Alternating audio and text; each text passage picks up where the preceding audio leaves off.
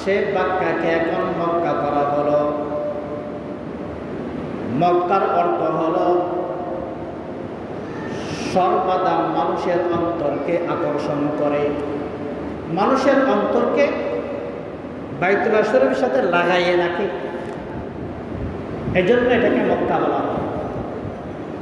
হাজিরা যারা হজ করে আসছে, যারা উমরা করে আসছে, তাদের মনে চায় আমি আবার বাইতুল্লাহ শরীফে যাই, আবার হজ করার জন্য আবার যাই, উমরা করার জন্য আবার যাই। দিলে কষ্টানি, দিলটা বাইতুল্লাহ শরীফের সাথে লাগে থাকে।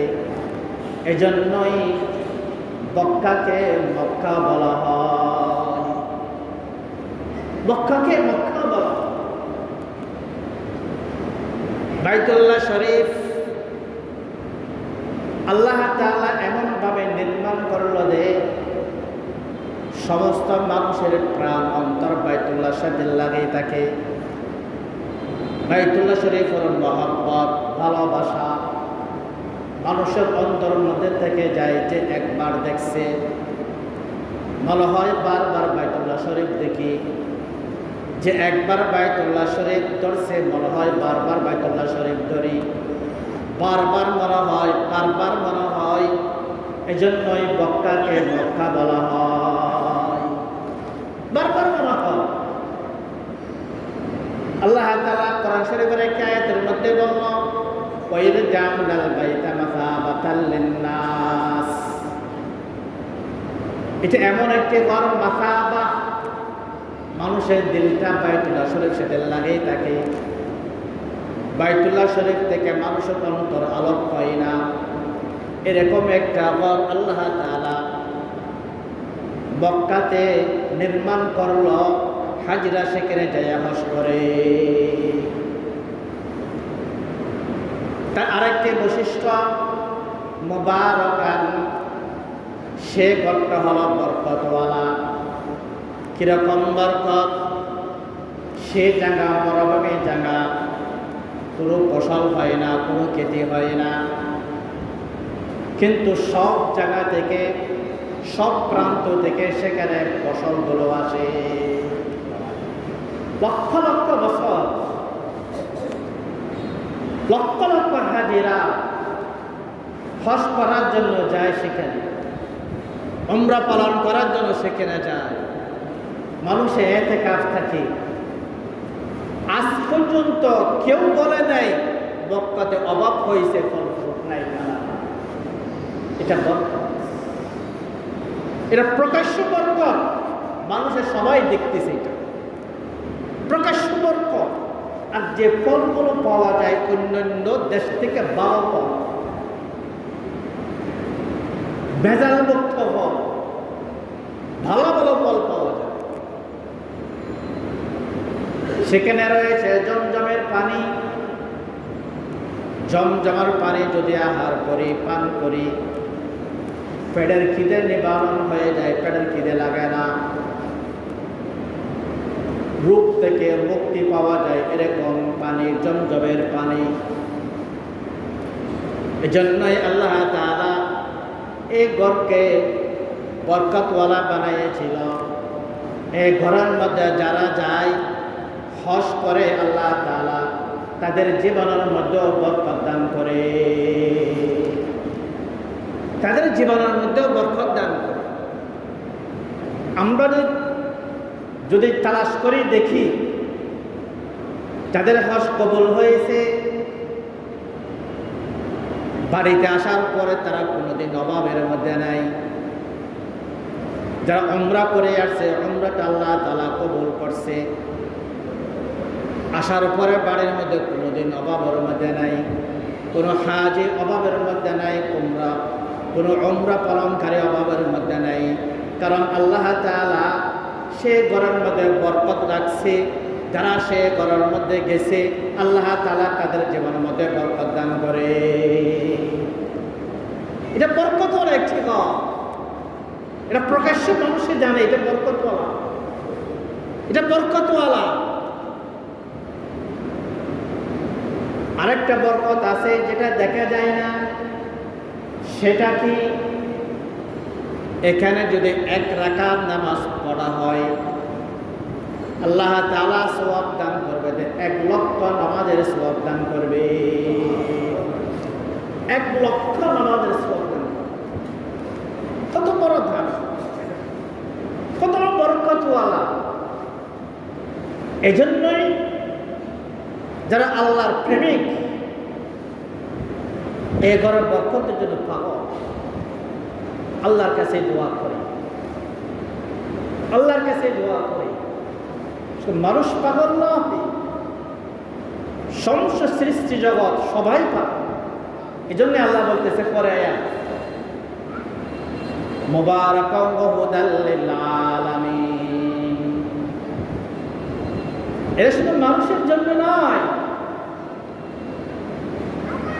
সমস্ত সৃষ্টির জন্যই, সমস্ত সৃষ্টির জন্য এটা বরকতওয়ালা, সমস্ত সৃষ্টির জন্য এটা রহমতওয়ালা, সমস্ত সৃষ্টির জন্য এটা বরকতওয়ালা। এজন্যই এমনি কিতাবের মধ্যে আছে, পিপাড়া খুব ক্ষুদ্র প্রাণী, হাঁটতেও পারে না, এই বরকতের জন্য পিপাড়া আল্লাহ তাআলার কাছে দোয়া করল। ওই পিপাড়ার দোয়া আল্লাহ তাআলা কবুল করে নিল। ওই পিপাড়াকে আল্লাহ তাআলা কবুতরের পার মধ্যে পাটা ধরিয়ে আল্লাহ তাআলা মক্কা শরীফে নিয়ে গেছে বরকত অর্জন করার জন্য। এটা এরকম একটা শুধু মানুষ পাগল নয়, সমস্ত সৃষ্টি পাগল এটার জন্য। ফেরেশতারাও পাগল এটার জন্য, প্রাণীরা এটার জন্য পাগল। এখানে শুধু মানুষের তওয়াফ করে এরকম নয়, সাপ বিচ্ছু পর্যন্ত সেখানে তওয়াফ করে, প্রাণীরা পর্যন্ত তওয়াফ করে। আমরা তো দেখি না, এক সময় আমরা শুনছি, আমাদের আলেম আমাদের হুজুর থেকে শুনছি, এক সময় বাইতুল্লাহ শরীফে হজের সময় বৃষ্টি পড়ছে। এই বৃষ্টির মধ্যে সবগুলো সাপ সব ঘুরে ঘুরে তওয়াফ করতেছে, কোনো মানুষদেরকে কামড় দেয় না। এটা তুমি সবাই ভাবো, এরকম একটা ভাব। প্রাণীও পাগল, জীবিত মানুষও পাগল, এ গড়ার জন্য মৃত্যু মানুষও পাগল, মৃত্যু মানুষ পাগল। আল্লাহর নবী সর্বপ্রথম বিবি খদিজাতুল কুবরা রাদিয়াল্লাহু তাআলা আনহা যখন ইন্তেকাল করছে, আল্লাহর নবীর কাছে বলল, ইয়া রাসূলুল্লাহ, আমি তো দুনিয়া থেকে বিদায় নিব, আমি যখন দুনিয়া থেকে বিদায় নেব, আপনার নিজের হাতে আমাকে কফন করাবে। আর কি করবে? আপনার নিজের হাতে কবরের মধ্যে আমাকে কবরের মধ্যে রাখবে। কারণ আল্লাহর নবী যদি কাউকে যদি কবরের মধ্যে রাখে, কবর মধ্যে কোন মুখে রাখে? কিবলার দিকে, বাইতুল্লাহ শরীফের দিকে। কোন দিকে? বাইতুল্লাহ শরীফের দিকে চেহারাটা করে কবরের মধ্যে রাখা হয়। এটা যদি বা সুন্নাত হয়, এটা অনেক বেশি। খদিজাতুল কুবরা রাদিয়াল্লাহু তাআলা আনহা ফরমান দেয়, আমাকে যদি আমার হাবিব, আমার স্বামী কবরের মধ্যে বাইতুল্লাহ শরীফের দিকে যদি আমার চেহারাটা করে দেয়, তাহলে আমার চেহারাটা বাইতুল্লাহ শরীফের দিকে থাকবে। হাদিসের মধ্যে আছে, যার চেহারা কিবলার দিকে থাকবে মৃত্যুর পরে, সে কবরের মধ্যে আগুন স্পর্শ করবে না, সে কবরের মধ্যে আগুন প্রবেশ করবে না, সে ঘরের মধ্যে সাপ বিচ্ছু প্রবেশ করবে না, সে কবরটা হবে জান্নাতি কবর, সে কবরটা হবে জান্নাতি কবর। জীবিত অবস্থায় আমাদেরকে নামাজ পড়তে হয় বাইতুল্লাহ শরীফের দিকে, মৃত্যুর সময় আমাদের চেহারাটা থাকতে হয় বাইতুল্লাহ শরীফের দিকে। যার চেহারাটা বাইতুল্লাহ শরীফের দিকে থাকবে সে কবরটা হবে জান্নাতি কবর, সে কবরটা জান্নাতি কবর হবে।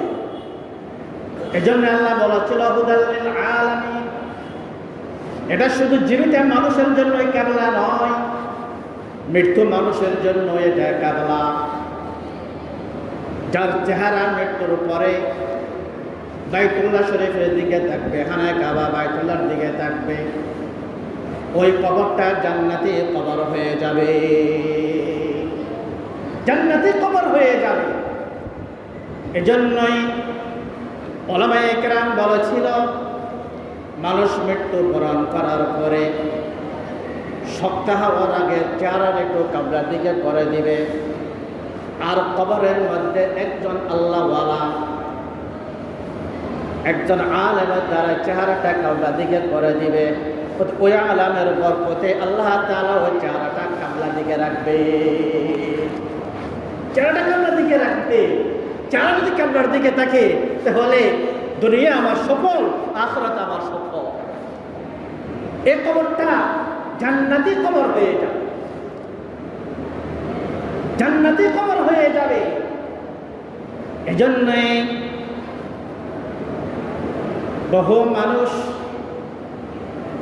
দুনিয়ার মধ্যে কাবলা দিকে নামাজ পড়ে না, যেমন মাজার পূজা নামাজ পড়ে না, তাদের চেহারা কাবলা দিকে করলেও থাকবে না সেখানে। দুনিয়াতে যারা কাবলা মানছে বাইতুল্লাহ শরীফ, বাইতুল্লাহ শরীফের আসবাত মহাব্বত অন্তরের মধ্যে রাখে যারা নামাজ পড়ে, মৃত্যুর পরে তাদের চেহারা কাবলার দিকে থাকবে। এই জন্য আল্লাহ বলেছে ফওয়াল্লু বুজুহাকুম শাত্র, তোমাদের চেহারাকে কাবলার দিকে রাখো। যেমন আমরা নামাজ পড়ার সময় এটা খেয়াল করব, অনেকে নামাজ পড়ার সময় ঢাকা করে দাঁড়ায়, আমাদের কাবলাটা বেকার হয়, যেখানে থাকে সেখানে না করে দাঁড়াবে। এই জন্য হুবহু কাবলার দিকে দাঁড়াবো, যাতে আমি দুনিয়াতে কাবলার দিকে যদি দাঁড়াইতে পারে, মৃত্যুর পরে আমার চেহারা কাবলার দিকে থাকবে। আর আমার চেহারা যদি কাবলার দিকে থাকে তাহলে আমার কবর জান্নাতি কবর হবে, জান্নাতি কবর হবে। আর মৃত্যুর সময় পরিবার ছেলেদেরকে বলে দিবে আমি যে মৃত্যুবরণ করে সাথে সাথে আমার চেহারা একটু কাবলার দিকে করে দিবে। এজন্য আমাদের হাটদারি মাদ্রাসা মরহুম আব্দুল সালাম চট্টগ্রামী, আমরা সাহেবের মাদ্রাসা ওনার বাসা, ওনারা একজন নায়েবে মুহতামি আবুল হাসান সাহেব ইন্তেকাল করেন। কবর করার সময় আমি ছিলাম, উনি বলতেছে আসিয়ে ওটা কবরটা একটু পশ্চিম দিয়ে একটু ঢাল করো, ও কবরটা পশ্চিম দিয়ে একটু ঢাল করলে লাশ রাখার সাথে পশ্চিম দিকে হয়ে যায়, কষ্ট করে পশ্চিম দিকে করতে হবে না। যদিও সুন্নত হয়, এটা মর্যাদা অনেক বেশি আল্লাহর কাছে। এই জন্যই এই বাইতুল্লাহ শরীফ এত বড় দামি, এত বড় ছোটওয়ালা, এখানে আমরা হজ করতে যাই। ফীহি আয়াতুম বাইয়িনাত, বাইতুল্লাহ শরীফের অনেক নিদর্শন রয়েছে চতুর্পাশে। সেখানে রয়েছে হাজার আসওয়াদ, কালো পাথর সবাই চুমা দেয়, অনেক নিদর্শন রয়েছে সেখানে। এখানে মায়ে জমজম রয়েছে, এখানে একটা খাতুন একটা জায়গা আছে বাইতুল্লাহ শরীফ থেকে আলোক টাওয়াল দিয়ে ঘিরে রাখছে, এটা খাতুন, এটাও একটা নিদর্শন। এক সময় এটা বাইতুল্লাহ শরীফের অংশ ছিল, বাইতুল্লাহ শরীফের ভিতরে ছিল, এখন এটা বাইর করে দিল কুরাইশরা, এটা হলো নিদর্শন। যারা বাইতুল্লাহ শরীফ দেখবে চোখ দিয়ে, মুহাম্মদ বাইতুল্লাহ শরীফ যারা দেখবে আল্লাহ তাআলা তাদেরকে জাহান্নাম দিবেন, জাহান্নাম দিবেন আল্লাহ তাআলা তাদেরকে। বাইতুল্লাহ শরীফ দিকে তাকাও, এটা সওয়াব, তাকে দোয়া করলে এটা সওয়াব।